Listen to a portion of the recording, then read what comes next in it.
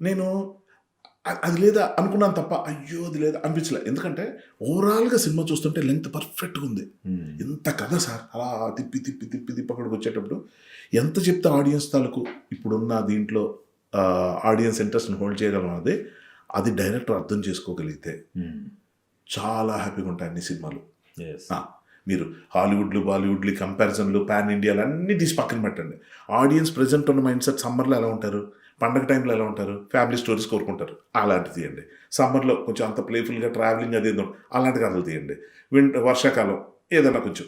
ఇలాగ అర్థం చేసుకుంటూ ఒక్కొక్కటి చేసుకుంటూ వెళ్తున్న ప్రాసెస్‌లో కథ వరకు రైటింగ్ పరంగా నేను అనిల్ రావిపూడిని చాలా మెచ్చుకున్నాను. హ్మ్. ఆఫ్‌కోర్స్ వాళ్ళ టీమ్‌లో నారాయణ గారు అనే చాలా ఫెంటాస్టిక్ రైటర్స్ చాలా అవును. మంది ఉన్నారు. నేనేమంటానంటే డైరెక్టర్‌కి ఇప్పుడు అనిల్ రావిపూడి డైరెక్టర్ అదే రైటర్ కాకపోతే వచ్చే నష్టం లేదు. ఎందుకంటే అంత అద్భుతమైన టీమ్ అతనికుంది. హ్మ్. లేకపోతే ఎవరినో తెచ్చుకుంటాడు మంచి రైటర్‌ని.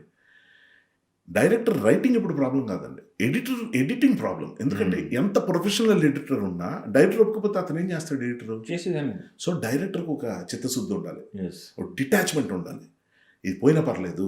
ఈ ప ప ఇది చాలా బాగా వచ్చింది. చాలా ఖర్చు పెట్టి తీసాం. అయినా ఇది మనకేదో ప్రాబ్లమ్ అవుతుంది. సైడ్ ట్రాక్ అయిపోతుంది. సింక్ అవ్వట్లేదు తీసేయి. సింగర్ తీసేయి. హ్మ్. నిర్దాక్షిణ్యంగా తీసేయి. అది తెలియాలి. అవసరం దగ్గర యాడ్ చేయి. ఇదేదో ఉంది మధ్యలో ఏదో దొరకట్లేదు. మళ్ళీ షూటింగ్ పెట్టి మొత్తం తీసి పెట్టు. అంతే. అంతే. అంటే సినిమాకి ఏం కావాలో అవన్నీ చేయటం కోసం నువ్వు ఏ లెవెల్‌కైనా వెళ్ళిపోవాలి. హ్మ్. ఎంత డెసిషన్ తీసేసుకోవాలి. అది నేను చూసింది అనిల్ రావిపూడి.